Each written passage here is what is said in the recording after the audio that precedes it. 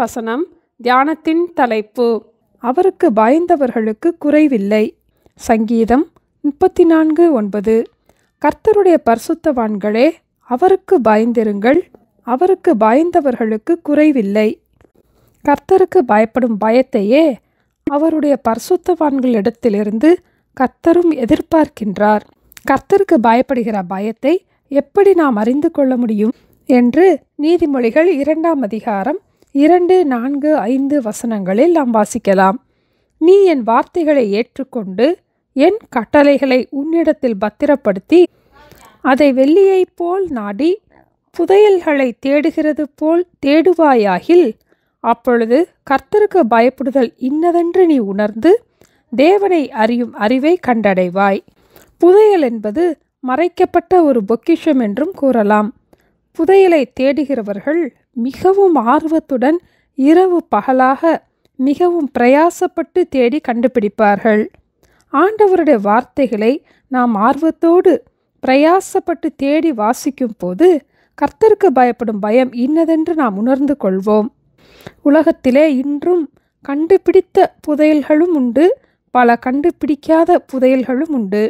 எடுத்துக்காட்டாக 1656ஆம் ஆண்டு ஒரு கப்பல் கியூபாவிலிருந்து ஸ்பெயினுக்கு சென்றது.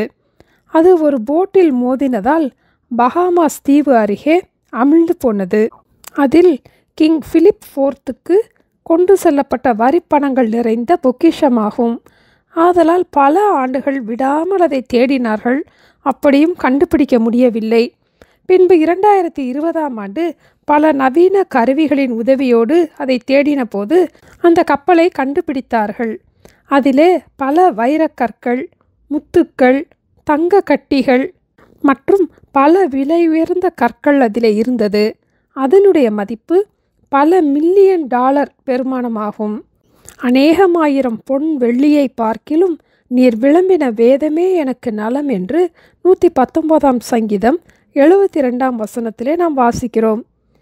அநேகமாயிரம் பொன் வெள்ளியை பார்க்கிலும் விலையுயர்ந்த வேதத்தின் மகத்துவங்களை நாம் கண்டுபிடிக்க வேதத்தை வாசிப்போம், தியானிப்போம், வேத வசனங்களை ஆராய்ந்து பார்ப்போம். நம்முடைய நித்தியம் வரைக்கும் இந்த பொக்கிஷம் நம்மோடு கூட இருக்கும். ஆண்டவரின் வார்த்தைகள் நம்மை சந்தோஷிப்பிக்கும், நம்மை உயிர்ப்பிக்கும். அந்த வார்த்தைகளின் மூலம் நாம் கர்த்தருக்கு பயப்படும் பயத்தை அறிந்து கொள்ளலாம். கர்த்தருக்கு பயப்படுகிறவர்களுக்கு ஒரு நன்மையும் குறைவுபடாது. கர்த்தருடைய பரிசுத்தவான்களே, அவருக்கு பயந்திருங்கள், அவருக்கு பயந்தவர்களுக்கு குறைவில்லை. ஜெபிப்போமா? எங்களை நேசிக்கிற எங்கள் அன்பின் ஆண்டவரே, நீங்கள் எதிர்பார்க்கிறபடி உங்கள் வார்த்தைகளை ஏற்றுக்கொண்டு அவைகளை புதையல்களை தேடுகிறது போல தேடி கர்த்தருக்கு பயப்படும் பயத்தை உணர்ந்து கொள்ள எங்களுக்கு கற்றுத்தாங்கப்பா. இன்னும் உங்களிடத்தில் அன்பு கூற எங்களுக்கு கற்றுக் கொடுங்கப்பா. நாங்களும் கூட உங்களிடத்தில் அன்பு கூறுகிற ஒரு இருதயத்தை தந்து எங்களை ஆசீர்வதிக்க வேண்டுமாய் இயேசுவின் நாமத்தில் ஜெபிக்கிறோம் பிதாவே. ஆமேன். Thank you. Have a blessed day.